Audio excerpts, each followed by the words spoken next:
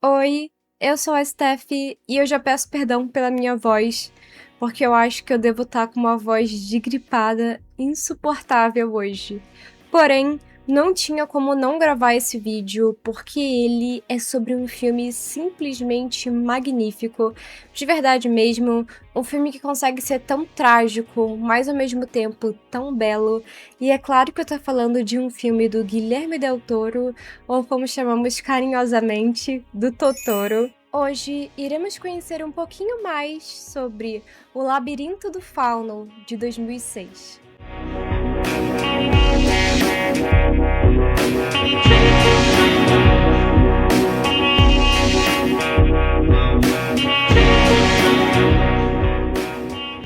Eu particularmente tenho uma história um pouco peculiar com esse filme. Primeiro de tudo, eu conheci ele por causa da música que toca nesse filme, que eu não sei se eu posso mostrar aqui no YouTube, ela deve ter direitos autorais, mas é uma canção assim. E ela é literalmente assim, sabe? Ela não tem letra, tipo um. Uma coisa assim, entendem? E quando eu ouvi isso, eu fiquei pensando, caramba, que coisa linda, da onde vem isso?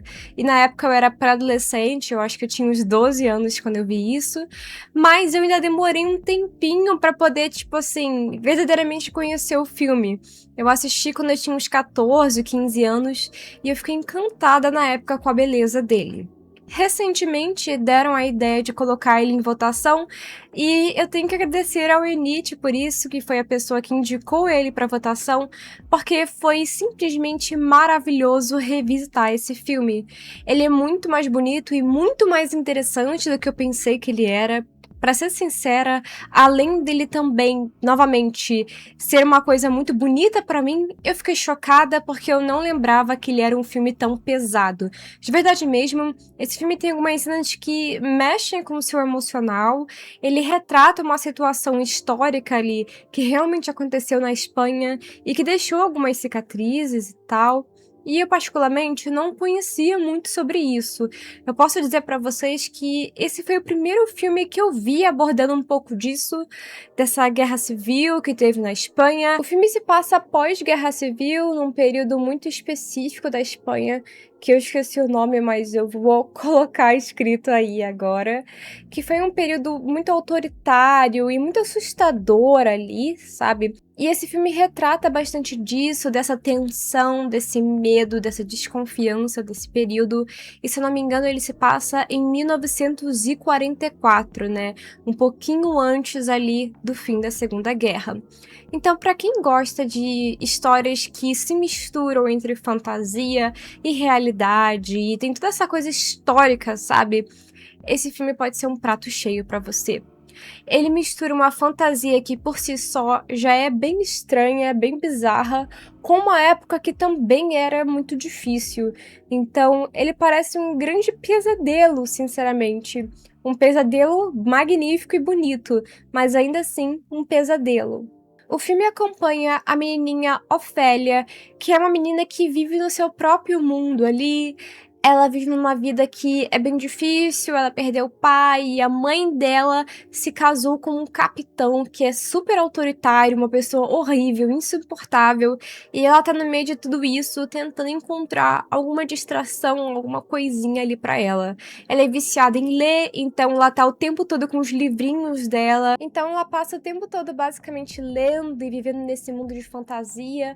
O filme brinca com isso, sobre o que é real e o que não é. Ele traz elementos folclóricos, essa coisa do fauno e também alguns desafios que ela precisa enfrentar para poder conquistar de verdade o reinado dela. Ela é tratada como uma princesa que tem que voltar pro reino dela, basicamente.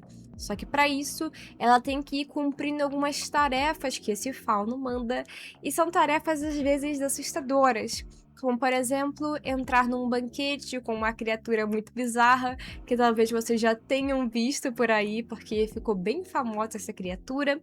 E ela não pode comer absolutamente nada, mexer em nada ali, ela só tem que pegar uma coisa. Mas ela é uma criança e uma criança curiosa, então é óbvio que ela vai frutucar alguma coisa ali e trazer um monte de problemas. E é basicamente isso, ela tem que ir fazendo esses desafios e sempre vai estar metida em problemas. Só que como ela vive numa coisa que é, tipo, entre a fantasia e uma realidade que é muito brutal, o tempo todo as pessoas ao redor dela vão ir se irritando com esses comportamentos que ela tem, porque pra eles nada disso faz sentido.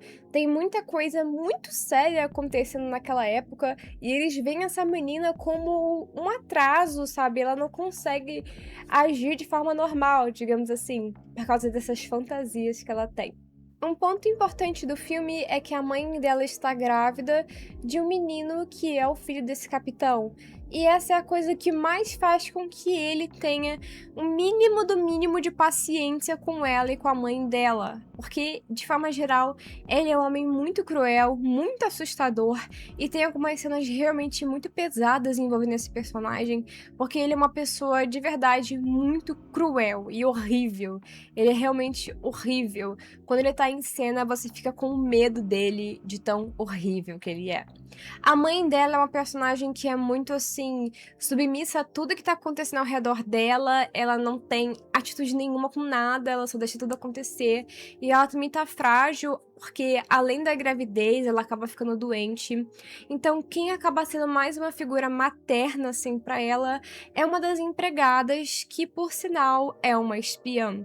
Então, tem todo esse drama histórico, tem todo esse drama da empregada que tem o segredo, essa coisa do capitão perverso que tá ali de olho em tudo, e a Ofélia, que é só uma menininha vivendo uma fantasia bizarra, onde ela tem que completar esses desafios para poder voltar para o tal reino que ela tá destinada.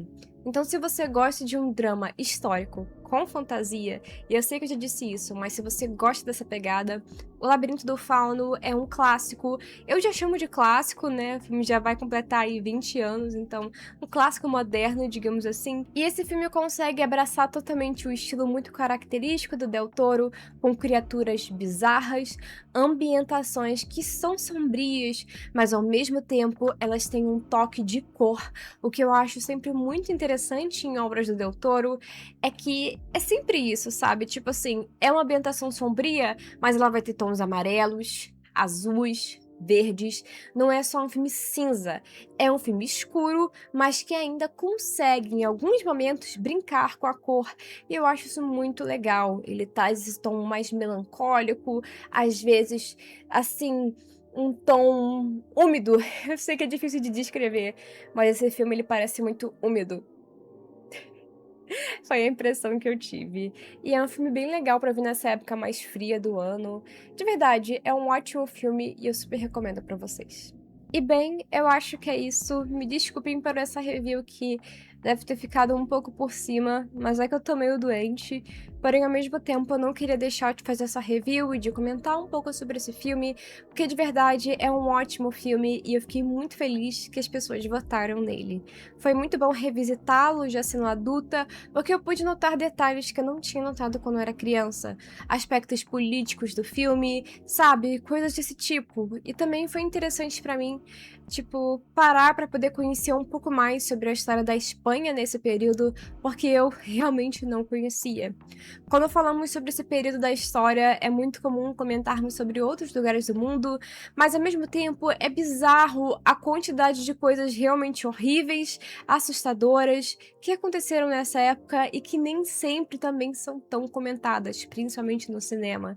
Então eu acho que esse ponto de vista histórico do filme contribui muito também para que ele seja um filme mais interessante, porque parece uma história que, assim, pelo menos para mim, era uma história um pouco esquecida pelo tempo. Eu acredito que para quem acompanha mais cinema espanhol ou acompanha mais coisas históricas, talvez já tinha mais conhecimento sobre isso, mas eu particularmente não tinha. Então foi meio que uma introdução para mim para olhar um pouco para esse período histórico. E eu acho que a gente sempre tem algumas coisas para poder observar e aprender sobre a história, né? Sobre períodos que foram tão difíceis para algumas pessoas e sobre como isso impacta a cultura e como acabou se gerando também alguns aspectos folclóricos e assustadores, justamente pela condição que algumas pessoas às vezes viviam nesses períodos. Então, É isso. Eu espero que você tenha gostado desse vídeo. Se você ainda não assistiu O Labirinto do Fauno, eu super recomendo. Inclusive, esse filme tá disponível aqui no YouTube, tá? De graça, dublado. Então, caso você nunca tenha assistido, fica essa dica. É um filme que tá bem fácil de encontrar. E vale a pena a experiência pelo menos uma vez na vida. Mas eu já aviso que é um filme bastante emocional e que vai mexer com você, vai ficar na sua cabeça por um tempo, mas é um baita filme, vale a pena conhecer. E é isso. Novamente, muito obrigada e vejo vocês no próximo vídeo.